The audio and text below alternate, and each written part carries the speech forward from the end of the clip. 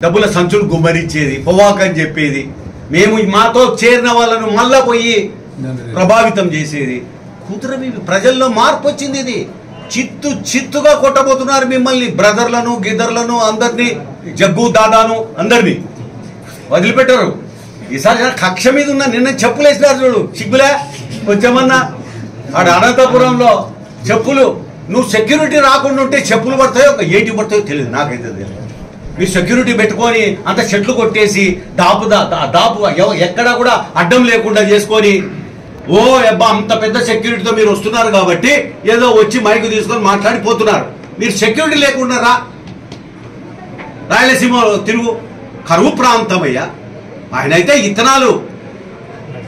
మొత్తం రైతులనే మోసం చేసి దేవుళ్ళ లాంటి వాళ్ళ రైతులు దేవుళ్ళు అయ్యే వాళ్ళు నష్టాలు వచ్చినా పండిస్తున్నారంటే దేవుళ్ళు అయ్యా వాళ్ళు వాళ్ళకు దినా పూజ చేయాలి మనం అటువంటి వాళ్ళని మోసం చేస్తారేమయ్యా మీరు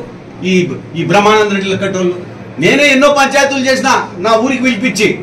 రైతులు ఈయన మిడ్తూరు మండలంలో మోసం చేస్తే పిలిపించిన నష్టపరిహారం కట్టించిన మళ్ళా సంవత్సరానికి మళ్ళా మోసం చేస్తే ఈసారి కొంచెం గట్టిగానే దండిచ్చి ఇది చేశాను నేను ఆ రోజు ఈ రకంగా వీళ్ళనా అసలు కనపడడం వలన ముఖం కనపడడం వలన ఎస్బీ రెడ్డి గారు చూడు ఆయన పాపులర్ మ్యాన్ బాగా తెల్ల డ్రెస్ వేసుకుంటుండే నల్ల బెల్ట్ కట్టుకుంటుండే సిగరెట్ ఇంతప్పుడు అవుతుండే బానే ఉండే ఏదో చేస్తుండే రోజు ఒక పని ఏదో చేస్తుండే ఈడు వెళ్తే ఆడ వెళ్తే ఈడ ఏదో ఒకటి చేసి అట్టనున్నా ఏదన్నా ఒకటి గుర్తింపు తెచ్చుకోలేదే నువ్వు థూ ఏమన్నా పనే అందరు తూతూ అంటున్నారు ఈరోజు ఇంకా ఈ రియల్ ఎస్టేట్ వాళ్ళు బయట వాళ్ళు వీళ్ళను మనము ఖచ్చితంగా పంపించాల్సింది సాగనంపాల్సిందే లేకపోతే స్థానికులకు విలువే లేదు ఇంకా వాళ్ళకే రాసిచ్చిపోండి మీరంతా కూడా స్థానికులు వద్దు మీ ఆస్తులు గీస్తులని ఖాళీ చేసి పట్టయ్యా మీరే తీసుకోండి మాకు వద్దు ఈడ ఎందుకు కూడా మేము ఇదేదో విదేశాలలో ఉన్నట్టుంది ఈడ మా సొంత ఊర్లో ఉన్నట్టు లేదు కానీ పాకిస్తాన్ నుంచి వచ్చినట్టుంది మేము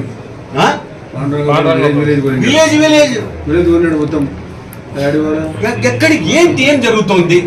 ప్రజలు స్థానికులకు విలువే లేదు ఇంకా వాళ్ళకే రాసిచ్చిపోండి మీరంతా కూడా స్థానికులు వద్దు మీ ఆస్తులు గీస్తులని ఖాళీ చేసి పట్టయ్యా మీరే తీసుకోండి మాకు వద్దు ఈడ ఎందుకు కూడా మేము ఇదేదో విదేశాలలో ఉన్నట్టుంది ఈడ మా సొంత ఊర్లో ఉన్నట్టు లేదు కానీ పాకిస్తాన్ నుంచి వచ్చినట్టుంది మేము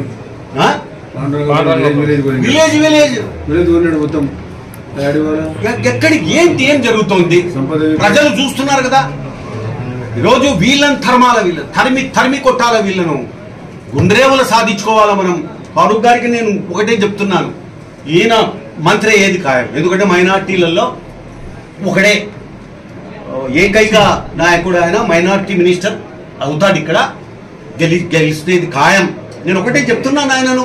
అయ్యా నిలబెట్టి గుండ్రేవులు సాధించాడు నువ్వు శబరమ్మ ఇద్దరు కలిసి తీగల వంతెన వద్దయ్యా అది బ్రిడ్జి కమ్ బ్యారేజ్ ఊకే షూటింగ్లకు పనికొస్తుంది అయ్యా బ్రిడ్జి కమ్ బ్యారేజీ కడితే మనకు 60 టీఎంసీలు నీళ్లు వస్తాయి 60 టీఎంసీలు రాయలసీమ దరిద్రం తీరుతుంది మీరిద్దరు కలిసి సాధించండి అది నేను ఒక ఉద్యమకారునిగా మీకు నేను సలహా ఇస్తున్నాను నేను వీళ్ళని గెలిపించుకోవాలా ఇప్పుడు ఈ రియల్ ఎస్టేట్ వాళ్ళను గుండు కొట్టి వీళ్ళకు ఉలిగడల దండేసి వీళ్ళకు ఇది మన సున్నం పట్టెలు పెట్టి నెత్తిన వీళ్ళ గాడి మీద ఊరేగించే కాలం వస్తుంది చూస్తుండండి మీరు టైం ఎక్కువ లేదు అని కూడా నేను చెప్తున్నాను